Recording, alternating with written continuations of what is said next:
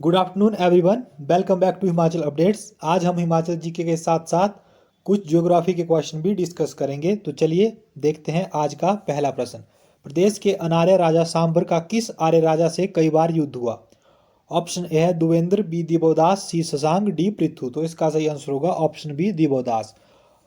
अनार्य राजा जो सांबर थे उनका दिवोदास से कई बार युद्ध हुआ था और 40 वर्षों तक इनका युद्ध चला था। 40 वर्षों तक इनका युद्ध चला था। और जो दस्यु राजा सांबर थे उनके पास यमुना से ब्यास नदी के बीच की पहाड़ियों में 99 किले थे। तो आपको यह भी याद रखना है, जो दस्यु राजा सांबर थे। अनार्य राजा किसको, अनार्य राजा की बात की गई है। अनार्य राजा मतलब दस्यु राजा। तो दस्यु राजा जो सांबर थे उनके पास यमुना से ब्यास नदी के बीच 99 किले थे। और ऋग्वेद के अनुसार दस्यु राजा सांबर और आर्य राजा दिवोदास के बीच 40 वर्षों तक युद्ध चला था। और दिवोदास ने अनार्य राजा सांबर का वध उद्रवज नामक स्थान पर कर दिया था। तो जो सांबर का वध था वो दिवोदास ने उद्रवज नामक स्थान पर कर दिया था और 40 वर्षों तक इनके बीच युद्ध चला था। और जो दिवोदास के जो वो गुरु थे, जो मुख्य सलाहकार थे, वो कौन थे? ऋषि भारद्वाज दिवोदास के मुख्य सलाहकार थे। ये क्वेश्चन भी पूछा गया था, तो आपको ये भी याद रखना है कि दिवोदास के जो मुख्य सलाहकार थे वो कौन थे। तो दिवोदास के मुख्य सलाहकार ऋषि भारद्वाज थे। नेक्स्ट क्वेश्चन देखिए, पांडवों ने 12 वर्ष का वनवास किस क्षेत्र में बिताया? ऑप्शन ए है बिलासपुर, बी सिरमौर, सी महासू, डी काजा। तो इसका सही आंसर होगा ऑप्शन सी महासू। महासू में पांडवों ने 12 वर्ष का वनवास बिताया था। नेक्स्ट क्वेश्चन देखिए, हिमाचल प्रदेश की दूसरी सबसे पुरानी रियासत कौन सी थी? तो हिमाचल प्रदेश की जो दूसरी सबसे पुरानी रियासत थी वो कौन थी? ऑप्शन ए है त्रिगर्त, बी भरमौर, सी कुटलैहड़, डी कुल्लू। तो कुल्लू हिमाचल प्रदेश की सबसे पुरानी रियासत थी। और आपको यह भी याद रखना है कि कुल्लू रियासत की स्थापना किसने की थी, आपसे यह भी पूछा जा सकता है। तो कुल्लू रियासत की स्थापना इलाहाबाद से आए बिहंगमणि पाल ने की थी। बिहंगमणि पाल ने कुल्लू रियासत की स्थापना की थी। नेक्स्ट क्वेश्चन देखिए, कुलिन स्थायी रूप से कहाँ के निवासी थे? ऑप्शन ए है कांगड़ा, बी किन्नौर, सी कुल्लू, डी शिमला। तो कुलिन स्थायी रूप से शिमला और सिरमौर के निवासी थे। ऑप्शन डी इसका सही आंसर होगा। हिमाचल में बसने वाली दूसरी जाति कौन सी थी? ऑप्शन ए है किरात, बी आर्य, सी मंगोल, डी खस। तो हिमाचल प्रदेश में जो बसने वाली दूसरी जाति थी वो कौन सी थी? किरात हिमाचल प्रदेश में बसने वाली दूसरी जाति थी। ऑप्शन ए इसका सही आंसर होगा। कोल जाति के आने के बाद यह यहाँ दूसरी सबसे बड़ी जाति थी। और ऋषि वशिष्ठ ने उन्हें लिंग देवता की पूजा करने वाले भी कहा था। तो ये भी आपको याद रखना है, ऋषि वशिष्ठ ने इन्हें लिंग देवता की पूजा करने वाले भी कहा था। नेक्स्ट क्वेश्चन देखिए, हिमाचल प्रदेश में उत्तर पश्चिम से प्रवेश करने वाली तीसरी जाति कौन सी थी? तो उत्तर पश्चिम से प्रवेश करने वाली कौन सी जाति थी तीसरी? वो थी खस। ऑप्शन ए इसका सही आंसर होगा। खस उत्तर पश्चिम से प्रवेश करने वाली तीसरी जाति थी। नेक्स्ट क्वेश्चन देखिए, हिमाचल प्रदेश के प्राचीनतम निवासी कौन थे? 7वां क्वेश्चन है। ऑप्शन है कोल, बी आर्य, सी गद्दी, डी खस। तो हिमाचल प्रदेश में जो बसने वाले प्राचीनतम निवासी थे वो कौन थे? हिमाचल प्रदेश के प्राचीनतम निवासी कोल थे। ऑप्शन ए इसका सही आंसर होगा। कोल हिमाचल प्रदेश में बसने वाले सबसे पुरानी जाति थी। और पश्चिम हिमालय में वर्तमान के कोली, हाली, डूम, चनाली और बाढ़ी लोग इसी जाति से संबंध रखते हैं, इसी जाति से हैं। नेक्स्ट क्वेश्चन देखिए, प्रसिद्ध भाषा विज्ञानी ग्रियर्सन के अनुसार हिमालयन भूभाग के प्रथम परिचित इंडो आर्यन कौन से थे? ऑप्शन ए है खस, बी नागा, सी दास, डी किरात। तो इसका सही आंसर होगा ऑप्शन ए खस। खस जो थे हिमालयन भूभाग के प्रथम परिचित इंडो आर्यन थे। निम्नलिखित में से कौन सी प्राचीन जनजाति अत हिमालयन तराइन गंगा के चंद्रभागा तक गुप्त काल तक बसी हुई थी? ए है दास, बी किन्नर, सी किरात, डी नागा। तो इसका सही आंसर होगा option B Kinnar.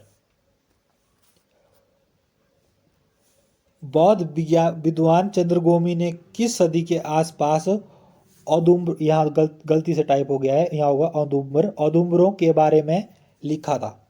Option A है दूसरी, बी तीसरी, सी पांचवी, डी सातवीं। तो 5वीं सदी के आसपास जो था बौद्ध विद्वान चंद्रगोमी ने औदुंबरों के बारे में लिखा था। नेक्स्ट क्वेश्चन देखिए, चिपको आंदोलन का नेतृत्व करने वाली प्रथम ग्रामीण महिला कौन थी? तो चिपको आंदोलन का नेतृत्व करने वाली प्रथम ग्रामीण महिला गौरा देवी थी। ऑप्शन सी इसका सही आंसर होगा। नेक्स्ट क्वेश्चन देखिए, धान के खेत किस हरित गृह गैस के प्रधान स्रोत हैं? ऑप्शन ए है methane, B carbon dioxide, C nitrous oxide, D इनमें से कोई नहीं। तो इसका सही आंसर होगा ऑप्शन ए मीथेन। ओजोन परत को नुकसान पहुंचाता है? ऑप्शन ए है क्लोरोफ्लोरोकार्बन्स, बी कोबाल्ट, सी पारा, डी ऑक्सीजन। तो ओजोन परत को कौन नुकसान पहुंचाता है? ऑप्शन ए इसका सही आंसर होगा। क्लोरोफ्लोरोकार्बन ओजोन परत को नुकसान पहुंचाती है। ऑप्शन ए इसका सही आंसर होगा। नेक्स्ट क्वेश्चन देखिए, 1987 का मॉन्ट्रियल प्रोटोकॉल किससे संबंधित है?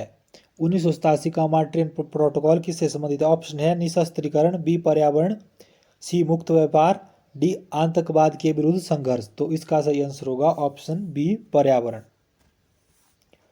भोजन श्रृंखला का संबंध किससे है? ऑप्शन ए मानव का भोजन के लिए श्रृंखला बनाना, बी उत्पादकों से उपभोक्ताओं की ओर ऊर्जा स्थानांतरण, सी जानवरों का भोजन स्रोत पर इकट्ठा होना, डी उपभोक्ताओं से उत्पादकों की ओर ऊर्जा स्थानांतरण। तो इसका सही आंसर होगा ऑप्शन बी उत्पादकों से उपभोक्ताओं की ओर ऊर्जा स्थानांतरण। ऑप्शन बी इसका सही आंसर होगा।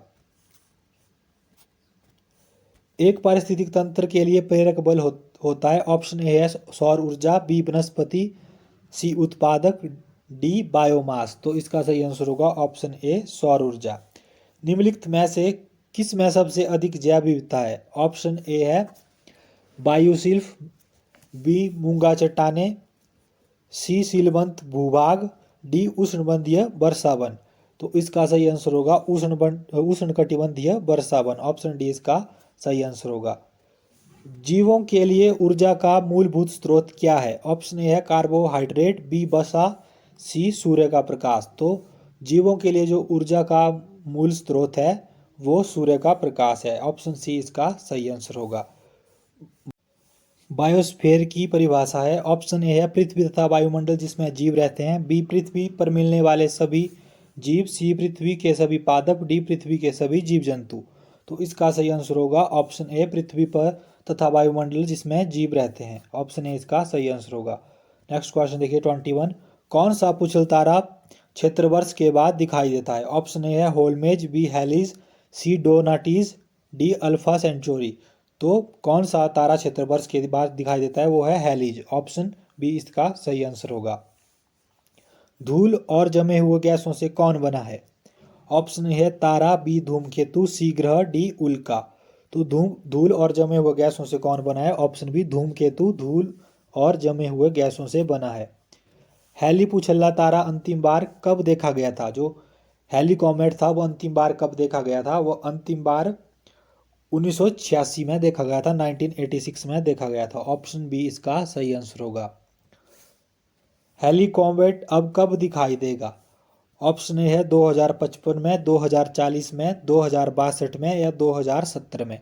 तो इसका सही आंसर होगा 2062 में यह अब दिखाई देगा। ऑप्शन सी इसका सही आंसर होगा। कौन सा पुछल तारा सबसे कम अवधि के पश्चात पुनः प्रकट होता है? तो कौन सबसे कम अवधि के बाद पुनः प्रकट होता है? ऑप्शन ए है ब्रियला का पुछल तारा, बी डी वाइको का पुछल तारा, सी हैथरले का पुछल तारा और डी डोनाटी का पुछल तारा। तो इसका सही आंसर होगा ऑप्शन ए ब्रियला का जो पुछल तारा है, ब्रियला है ये, बिरला नहीं है, ब्रियला का जो पुछल तारा है वो सबसे जल्दी कम अवधि में पुनः प्रकट होता है। ऑप्शन ए इसका सही आंसर होगा। तो आज के लिए इतना ही, आज का ये लास्ट क्वेश्चन था। तो वीडियो जिनको अच्छी लगी वो लाइक करें और शेयर करें और चैनल को सब्सक्राइब करें। धन्यवाद।